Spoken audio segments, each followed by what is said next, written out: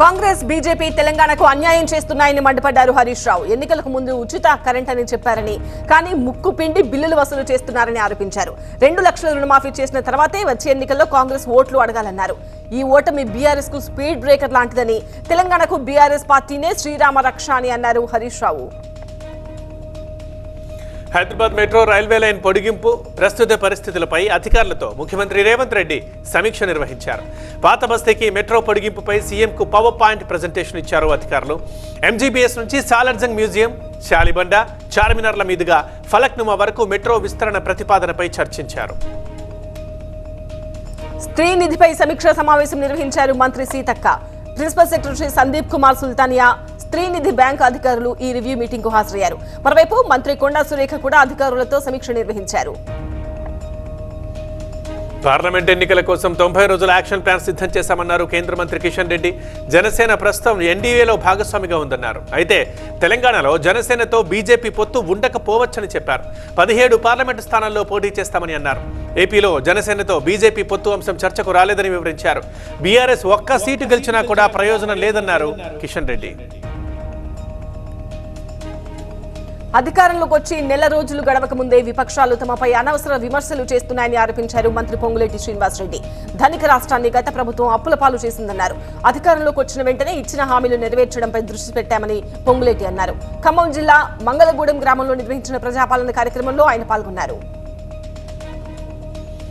ప్రజాపాలన గడువు పొడిగించే ఆలోచన లేదనంటున్నారు తెలంగాణ మంత్రి పొన్నం ప్రభాకర్. ఇప్పటికే లక్షల సంఖ్యలో దరఖాస్తులు వచ్చాయని, రాబోయే రోజుల్లో ఈ సంఖ్య మరింత పెరగొచ్చని అన్నారు. అద్దె ఇంట్లో ఉంటున్న వారికి కూడా గృహజ్యోతి ఇస్తామన్నారు. ఇచ్చిన హామీలు ఖచ్చితంగా నెరవేరుస్తామన్నారు మంత్రి పొన్నం. అలాగే ఆటో కార్మికుల్ని విపక్షాలు రెచ్చగొడుతున్నాయని ఆరోపించారు. దమ్ముంటే కేసీఆర్ అవినీతిపై సీబీఐకి రేవంత్ ప్రభుత్వం లేఖ రాయాలని డిమాండ్ చేశారు కేంద్ర మంత్రి కిషన్ రెడ్డి. సీబీఐతో విచారణ జరిపించే బాధ్యత కేంద్రం తీసుకుంటుందని అన్నారు. కేసీఆర్ ను రాష్ట్రంలోని కాంగ్రెస్ ప్రభుత్వం కాపాడుతోందన్నారు. న్యాయ విచారణ పేరుతో కేసీఆర్ కు మేలు చేసేలా వ్యవహరిస్తోందని ఆరోపించారు. తెలంగాణలో కాంగ్రెస్ ది తుమ్మితో ఊడిపోయే ప్రభుత్వం అన్నారు కిషన్ రెడ్డి. ఇడుపులపాయలో కలిసి పర్యటించారు వైఎస్ షర్మిల, విజయలక్ష్మిలు. వైఎస్ఆర్ ఘాట్లో నివాళులర్పించారు కుటుంబ సభ్యులు. కుమారుడి పెళ్లి పత్రికను వైఎస్ సమాధిపై ఉంచి ప్రత్యేక ప్రార్థనలు చేశారు షర్మిల కుటుంబ సభ్యులు. రేపు కాకినాడలో సీఎం జగన్ పర్యటిస్తారు. పెన్షన్ల పెంపు కార్యక్రమాన్ని ప్రారంభిస్తారు. అలాగే కొండయ్యపాలెం ఫ్లైఓవర్ ను, కాకినాడలో సైన్స్ సెంటర్, స్కేటింగ్ రింగ్, కళాక్షేత్రాన్ని కూడా ప్రారంభిస్తారు సీఎం జగన్. రేపు ఏఐసీసీ ప్రధాన కార్యాలయంలో కీలక సమావేశం జరగనుంది. రేపు ఉదయం 11 గంటలకు ఖర్గే అధ్యక్షతన ప్రధాన కార్యదర్శులు, రాష్ట్రాల ఇన్ఛార్జీలు భేటీ అవుతారు.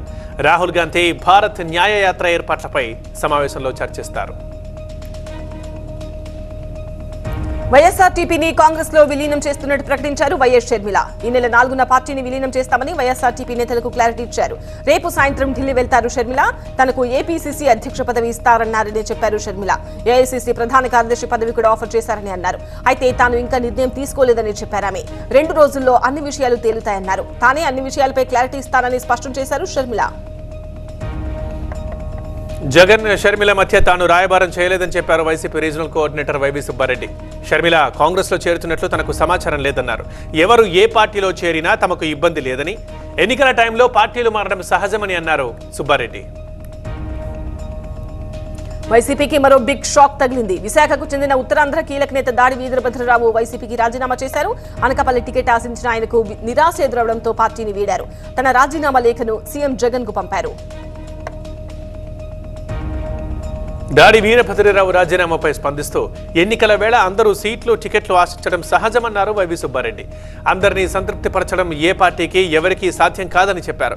సర్దుబాట్లు, ప్రాధాన్యత ఉంటుందని చెప్పామని, మరో విధంగా ప్రాధాన్యత కల్పిస్తామని చెప్పామని, అయినా వీరభద్రరావు వినలేదని అన్నారు.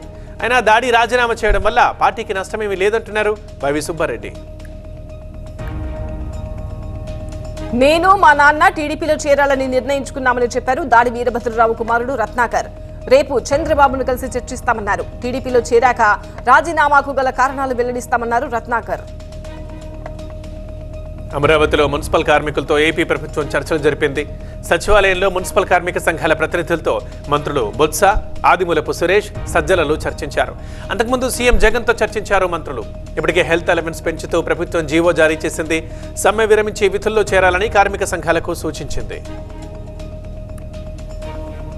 వైసీపీలో మార్పులు చేర్పులు కొనసాగుతున్నాయి. పలు నియోజకవర్గ ఇన్ఛార్జ్ల మార్పుపై అధిష్టానం కసరత్తు చేస్తోంది. నెల్లూరు జిల్లా ఇన్ఛార్జ్ మార్పుపై వైసీపీ దృష్టి పెట్టినట్టు తెలుస్తోంది. ఈ నేపథ్యంలో పార్టీ పెద్దలతో సమావేశమయ్యారు ఎంపీ ప్రభాకర్ రెడ్డి.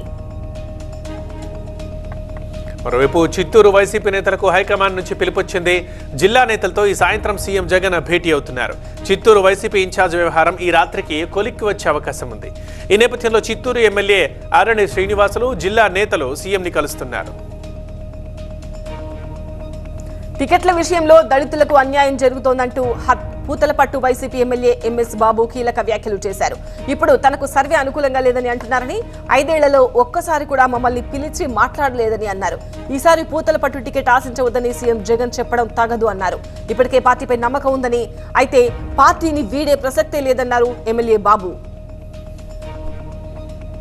ఏపీలో అంగన్వాడీలకు ప్రభుత్వం అల్టిమేటం జారీ చేసింది. జనవరి 5 లోపు సమ్మె విరమించే విధులకు హాజరు కావాలని ఆదేశించింది. లేదంటే శాఖాపరమైన చర్యలు తీసుకుంటామని తెలిపింది. సమ్మె వల్ల బాలింతలు, చిన్నపిల్లలు ఇబ్బంది పడుతున్నారని ప్రభుత్వం తెలిపింది. ఇక 22 రోజులుగా సమ్మె చేస్తున్న అంగన్వాడీలు విడతల వారీగా ఆందోళన ఉధృతం చేస్తున్నారు. రేపు జిల్లా కలెక్టరేట్ల ముట్టడికి పిలుపునిచ్చారు అంగన్వాడీలు. ఏపీలో అంగన్వాడీల సమ్మెకు మద్దతు తెలిపారు ఏపీ టీడీపీ అధ్యక్షుడు అచ్చెన్నాయుడు. అంగన్వాడీల సమస్యలపై సీఎం స్పందించాలన్నారు. అంగన్వాడీల జీతాలు పెంచిన ఘనత టీడీపీదే అన్నారు.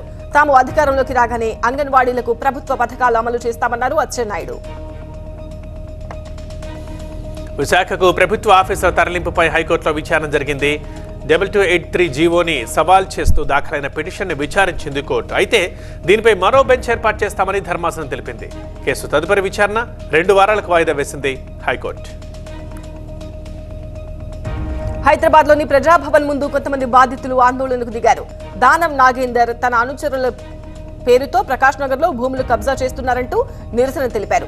ప్రజావాణిలో ఫిర్యాదు చేయడానికి వస్తే బెదిరిస్తున్నారంటూ బేగంపేట్ పిఎస్ లో ఫిర్యాదు చేశారు. దానం అనుచరుల నుంచి తమకు రక్షణ కల్పించాలని కోరారు. మరోవైపు బాధితుల నిరసనను సీక్రెట్ గా వీడియో తీస్తున్న దానం అనుచరుని అరెస్ట్ చేసి స్టేషన్ కు తరలించారు పంచగుట్ట పోలీసులు. రేపటి నుంచి మొదలయ్యే భవానీ దీక్ష విరమణ ఉత్సవాలకు ఇంద్రకీలాద్రిలో విస్తృతమైన ఏర్పాట్లు చేశారు. రేపటి నుంచి ఈ నెల 7 వరకు దీక్ష విరమణ ఉత్సవాలుంటాయి. ఇప్పటికే చాలా మంది భవానీలు దుర్గగుడికి చేరుకుంటున్నారు. వినాయకుడి గుడి నుంచి ప్రత్యేక క్యూ లైన్లు ఏర్పాటు చేశారు. 5 లక్షల మంది భవానీలు అమ్మవారిని సందర్శిస్తారని అంచనా వేస్తున్నారు. ఈ నెల 5, 6, 7 తేదీల్లో రాజమండ్రిలో 2వ అంతర్జాతీయ తెలుగు మహాసభలు జరగనున్నాయి. ఈ వేడుకను పురస్కరించుకుని రాజమండ్రిలో శోభయాత్ర నిర్వహించారు. సుమారు 70 దేశాల నుంచి ప్రతినిధులు ఈ మహాసభల్లో పాల్గొంటారని భావిస్తున్నారు. 30,000 మంది విద్యార్థులతో తెలుగు భాష, తెలుగు సంస్కృతిపై ప్రత్యేక కార్యక్రమాలను ఈ మహాసభల్లో నిర్వహించనున్నారు. మంచిర్యాలలో NH63 రూట్ ముచ్చటగా 3వసారి మారుస్తూ కేంద్ర రహదారుల మంత్రిత్వ శాఖ ఆదేశాలు జారీ చేసింది. మంచిర్యాల నుంచి లక్షెట్టిపేట మధ్య 35 కిలోమీటర్లకు కొత్త మార్గానికి NHA ఆమోదం తెలిపింది. ప్రస్తుతం ఉన్న మార్గంలో హైవే వద్దు అని గత ఏడాది 100 గ్రామాలకు పైగా ప్రజలు ఆందోళన చేపట్టారు. వీరి ఆందోళనను పరిగణలోకి తీసుకున్న కేంద్ర మంత్రి నితిన్ గడ్కరీ రూట్ మార్పుకు క్లియరెన్స్ ఇచ్చారు. డిమాండ్లు పరిష్కరించాలని కోరుతూ మున్సిపల్ కార్మికులు తమ ఆందోళన మరింత ఉధృతం చేశారు. సత్యసాయి జిల్లా పుట్టపర్తిలో ఒంటికాలపై నిల్చొని దండాలు పెడుతూ కార్మికులు నిరసన చేపట్టారు. తక్షణమే ప్రభుత్వం స్పందించి తమ సమస్యలు పరిష్కరించాలని కార్మికులు కోరారు. ఉద్యోగ భద్రతతో పాటు ఈఎస్ఐ, పీఎఫ్ సౌకర్యం కల్పించాలని విజ్ఞప్తి చేశారు. ఆదిలాబాద్లో వినాయక్ చౌక్ నుండి శివాజీ చౌక్ వరకు ఎమ్మెల్యే పాయల్ శంకర్ పాదయాత్ర నిర్వహించారు. స్థానికంగా ఉన్న ట్రాఫిక్ ఇబ్బందులు, చౌరస్తాలో సమస్య, రోడ్డు ఆక్రమణలపై ట్రాఫిక్ పోలీసులు, మున్సిపల్ అధికారులతో కలిసి పరిశీలించారు. చిరు వ్యాపారులకు ప్రత్యామ్నాయ స్థలం కేటాయించేందుకు ప్రణాళికలు రూపొందిస్తున్నామని చెప్పారు పాయల్ శంకర్. తిరుమలలో వైకుంఠ ద్వార దర్శనం ముగిసింది. అర్ధరాత్రి 12 గంటలకు వైకుంఠ ద్వారాలు మూసివేశారు. గత నెల 23 నుంచి 10 రోజుల పాటు వైకుంఠ ద్వార దర్శనం కల్పించారు. 10 రోజుల్లో 6.43 లక్షల మంది భక్తులు దర్శనం చేసుకున్నారు. 10 రోజుల్లో శ్రీవారి హుండీ ఆదాయం 40,18 లక్షలు చేకూరింది. అలిపిరి పాదాల మండపం కూలిపోయే స్థితిలో ఉందన్నారు టీటీడీ ఈవో ధర్మారెడ్డి. పురావస్తు శాఖకు ఎన్ని లేఖలు రాసినా స్పందన లేదని చెప్పారు. ఈసారి 6,47,000 మంది భక్తులు వైకుంఠ ద్వార దర్శనం చేసుకున్నారని తెలిపారు. పార్వేట మండపంపై రాజకీయం చేయొద్దని కోరారు ఈవో ధర్మారెడ్డి. విశాఖలో బాలికపై అత్యాచారం చేసిన కేసులో 11 మంది నిందితులను అరెస్ట్ చేసి కోర్టులో హాజరుపరిచారు పోలీసులు. నిందితులకు ఈ నెల 12 వరకు రిమాండ్ విధించింది కోర్టు. ఈ కేసులో పరారీలో ఉన్న మరో 2 నిందితుల కోసం పోలీసుల గాలింపు కొనసాగుతోంది. విశాఖలో బాలిక అత్యాచార ఘటనపై మహిళా సంఘాలు ఆందోళన చేపట్టాయి. జీవీఎంసీ గాంధీ విగ్రహం ముందు నిరసనకు దిగారు. అత్యాచారం కేసులో నిందితులని కఠినంగా శిక్షించాలని మహిళా నేతలు డిమాండ్ చేశారు. ఆర్కే బీచ్లో నిఘా పెట్టి మహిళలకు రక్షణ కల్పించాలని కోరారు. మాజీ ఎమ్మెల్యే షకీల్ కొడుకు వ్యవహారం కీలక మలుపు తిరిగింది. షకీల్పై కేసు నమోదు చేసేందుకు పోలీసులు నిర్ణయించారు. కొడుకును విదేశాలకు తీసుకుపోయినందుకు కేసు నమోదు చేయనున్నారు. పంజాగుట్ట మాజీ సీఐ దుర్గారావు పైన కేసు నమోదు చేయాలని నిర్ణయించారు. షకీల్ కొడుకును పీఎస్ నుంచి తప్పించిన వ్యవహారంలో దుర్గారావుపై వేటు వేశారు ఉన్నతాధికారులు. వంగవీటి రాధాను మళ్లీ వైసీపీలోకి తీసుకొచ్చే ప్రయత్నాలు జరుగుతున్నాయి. రాధా పార్టీలోకి వస్తే విజయవాడ సెంట్రల్ టికెట్ అతనికిచ్చే ఆలోచనలో ఉంది వైసీపీ. రాధా కూడా విజయవాడలోనే పోటీ చేయాలని భావిస్తున్నారని తెలుస్తోంది. శ్రీకాళహస్తి ఆలయాన్ని సందర్శించారు జమ్మూ కాశ్మీర్ లెఫ్టినెంట్ గవర్నర్ మనోజ్ సిన్హా. శ్రీకాళహస్తీశ్వరుడికి ప్రత్యేక పూజలు చేసిన మనోజ్ సిన్హా తర్వాత ఆలయ నూతన సంవత్సర క్యాలెండర్ ని ఆవిష్కరించారు. తెలుగు రాష్ట్రాల్లో కరోనా కొత్త వేరియంట్ చాప కింద నీరులా విస్తరిస్తోంది. తెలంగాణ వ్యాప్తంగా దాదాపు 100 వరకు కరోనా కేసులు నమోదయ్యాయి. హైదరాబాద్ పరిధిలోనే 60 వరకు యాక్టివ్ కేసులు ఉన్నాయి. ఏపీలోనూ కరోనా కేసులు 152కు చేరుకున్నాయి. జమ్మూ కాశ్మీర్పై అమిత్ షా అధ్యక్షతన కేంద్ర హోంశాఖ ఉన్నత స్థాయి సమావేశం నిర్వహిస్తోంది. దీనికి army chief Manoj Pande, lieutenant governor Manoj సిన్హాలు హాజరయ్యారు. 2026 నాటికి ఉగ్రవాదాన్ని రూపుమాపడమే లక్ష్యంగా జరుగుతోంది ఈ భేటీ. తమిళనాడులో సుడిగాలి పర్యటన చేపట్టారు ప్రధాని మోదీ. తిరుచిరాపల్లిలో ఇంటర్నేషనల్ ఎయిర్పోర్ట్ లో కొత్త టెర్మినల్ భవనాన్ని ఆయన ప్రారంభించారు. అనంతరం 20,000 కోట్లతో చేపట్టే పలు అభివృద్ధి పనులకు శంకుస్థాపన చేసి జాతికి అంకితం ఇచ్చారాయన. వరదలతో తల్లడిల్లిన రాష్ట్రానికి 1,112 కోట్ల సాయాన్ని ప్రకటించారు మోదీ. భారీ వర్షాలతో తమిళనాడు ప్రజలకు 2023 ఏడాది చివరిలో కష్టాలు మిగిలినాయన్నారు ప్రధాని మోదీ. తమిళనాడు ప్రజలకు కేంద్ర ప్రభుత్వం ఎప్పుడూ అండగా నిలుస్తుందని చెప్పారు. ఈ సంక్షోభం సమయంలో రాష్ట్ర ప్రభుత్వాన్ని అన్ని విధాలా ఆదుకుంటామని చెప్పారు ప్రధాని. దేశవ్యాప్తంగా పలు రాష్ట్రాల్లో ట్రక్ డ్రైవర్ల ఆందోళన కొనసాగుతోంది. ట్రక్కులు ఎక్కడికక్కడ ఆగిపోవడంతో ఇంధన కొరత ఏర్పడే అవకాశం ఉంది. దీంతో వాహనదారులు పెట్రోల్ బంకులకు పోటెత్తుతున్నారు. చాలా రాష్ట్రాల్లో పెట్రోల్ బంకుల దగ్గర వాహనదారులు క్యూ కట్టారు. లక్నోలో యూపీ సీఎం యోగి ఆదిత్యనాథ్ ఉన్నతాధికారులతో సమీక్ష నిర్వహించారు. అలాగే వికసిత్ భారత్ సంకల్ప యాత్ర లబ్ధిదారులతో ముఖాముఖి మాట్లాడారు యోగి. ప్రధాని మోదీ లక్షద్వీప్లో పర్యటించారు. పలు అభివృద్ధి పనులు, ప్రాజెక్టు పనులకు శంకుస్థాపన చేశారు మోదీ. అనంతరం బహిరంగ సభలో పాల్గొని ప్రసంగించారు. అయోధ్యలో ప్రాణ ప్రతిష్ఠ చేసే రాముడి విగ్రహం ఖరారైంది. విగ్రహాలతో శిల్పి యోగిరాజ్ అరుణ్ దిగిన ఫోటోలను కేంద్ర మంత్రి ప్రహ్లాద్ జోషి ట్వీట్ చేశారు. అయోధ్యలో ఏర్పాటు చేసే విగ్రహాలు మైసూరులో తయారవుతున్నాయి. శబరిమలలో భక్తుల రద్దీ మళ్లీ పెరిగింది. పంబకు వెళ్లే దారులన్నీ కిక్కిరిశాయి. అయ్యప్ప స్వామి దర్శనానికి 10 గంటల టైం పడుతోంది. 78,000 మంది భక్తులు నిన్న అయ్యప్ప స్వామిని దర్శించుకున్నారు. అయ్యప్ప భక్తుల శరణు ఘోషతో శబరిగిరులన్నీ మారుమోగుతున్నాయి.